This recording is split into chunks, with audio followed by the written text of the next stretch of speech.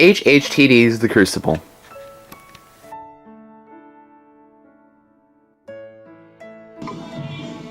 Okay, initially when I picked the show, it was because a lot of the kids who were seniors this year really wanted to do it. And I knew they really wanted to do it because they've told me that for the last 3 years. And I was a little concerned about it because I haven't done dramas before. I've done comedies. So I was a little bit concerned about doing this show. And I read it over the summer. And they kept saying they wanted to do it. And I kept saying, no, I don't think I want to do this because it's... But once I read it and I started to think about it, I began to understand why they felt so good about it and why they wanted to do it. And it is a classic.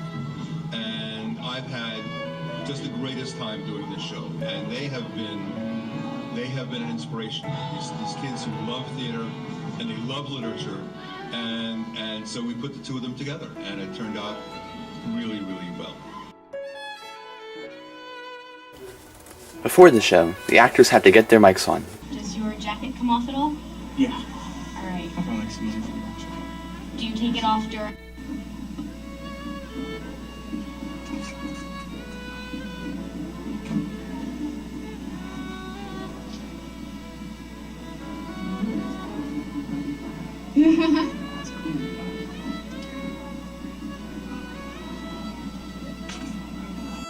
Here is the soundboard that makes all the magic happen.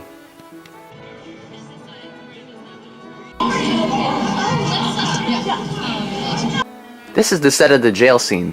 There's no actors on it now, but later, some very dramatic stuff will be happening.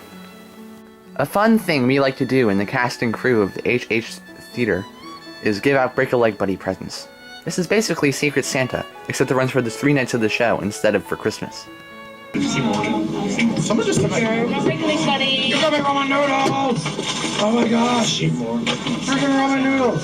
What? No. Is this pop? You got me popcorn? Oh, yeah. That's my favorite snack on the planet. Wait, open up the present? Yes, open it. There's a golden duck. Ah! What? I love the duck. Okay, how did you... It's kind of creepy.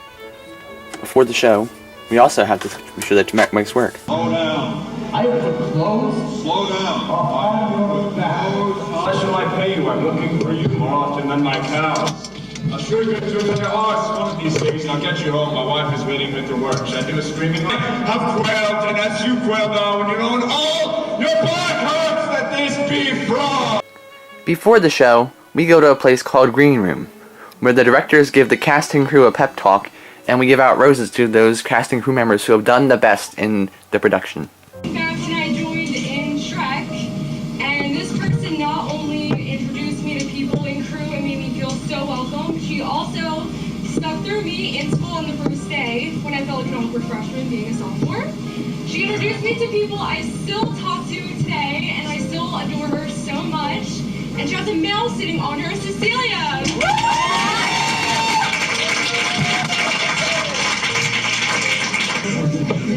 There were some lines that sort of went up in the air and disappeared, and there were a bunch of the set wasn't exactly the way I wanted it to be.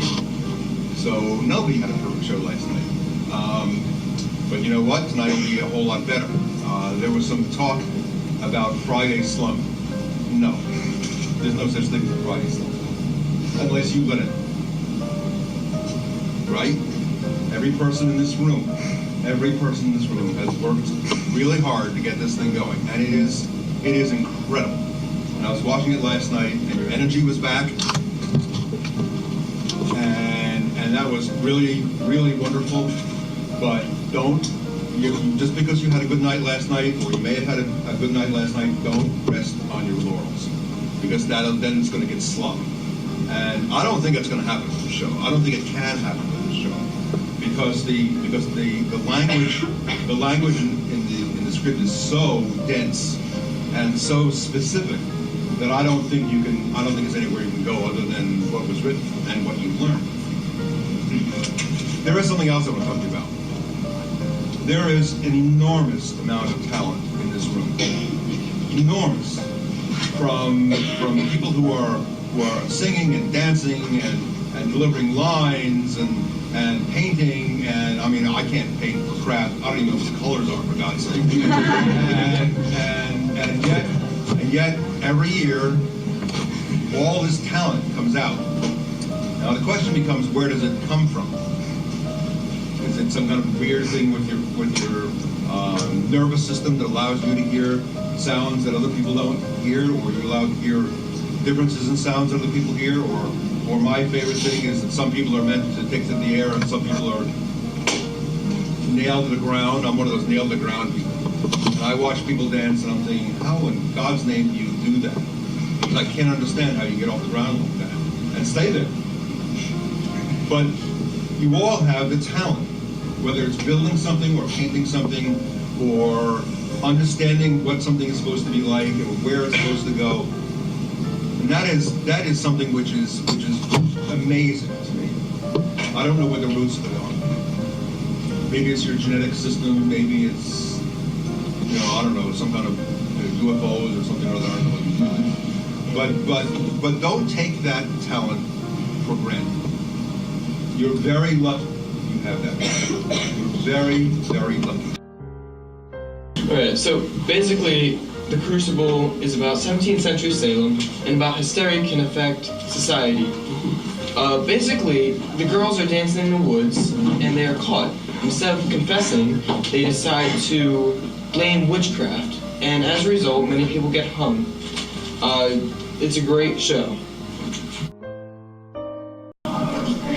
Costumes, hair, and makeup for this production of the Crucible wasn't too difficult. The time period was the 1690s, and basically they wore very plain costumes, mostly dull colors, blacks, browns, tans, whites.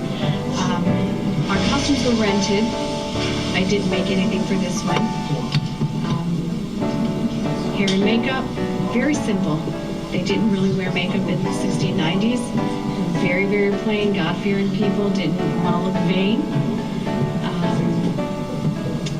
Their hair was very basic, so just pulled back in a buns for the girls, and guys wore their hair short. The hair and makeup for the elderly people was a little more difficult. How I do the effect of the hair is a product called Hair White, and it's kind of like a white shoe polish that I just comb through the hair, hairspray it up, dry it, just air dry it, and it kind of looks really, really old from the audience. When it's close up, it doesn't look so old. It looks kind of funny, and their makeup is just lines drawn in their natural frown lines and forehead lines, their Rory lines, blotted out, a little bit of powder on it, and from the audience, they look old. That's the fun makeup. There's a scene in the courtroom when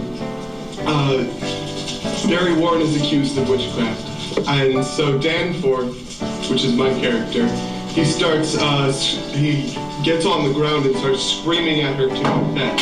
I think that's probably my favorite scene in this whole show, because there's so much energy on the stage when it happens, and it's really real for the audience. The audience is really able to feel bad for Mary Warren because she's got this big scary guy yelling at her. Hi, I'm Claire O'Neill, and I played the role of Mary Warren in The Crucible. And Mary Warren is the servant to the Proctor household. And Mary Warren is a strong character, although she comes off as if she's not. They call her a mouse in the show, but by the end of the show, she kind of flips out and goes crazy. So this was a really cool role to play just because it's such a change during the show. And it was kind of hard to figure out how to play this role, only because she's struggling between wanting to respect the Proctors and what they want, and also trying to come out on her own and be like, no, this is what I believe in, and this is what I want. The Crucible has been a super amazing experience, especially being John Proctor in it, because it's such a dynamic character, and it's so amazing to play this on the stage every night. And I have loved this opportunity I've been given. As soon as I saw that we were doing The Crucible, I just had to look it up, and finding John Proctor, I immediately was drawn to the character, and I just felt like I had to play this. And I've been waiting a while, to play a character with such dramatic outlets that I could use, and it's been a really great experience. Well, my whole philosophy about character development is mapping it out. So what that necessarily means is every character I do, I go through at least one day in their whole life, and I try and map out every emotion that they feel throughout the day. And so, especially for John Proctor, you know, a lot of guilt goes into it, I'm sure, a lot of hard work. He's a very hard-working man, so, you know, my whole philosophy with acting is, you know, map it out. After the show's over, it's time for the cast party.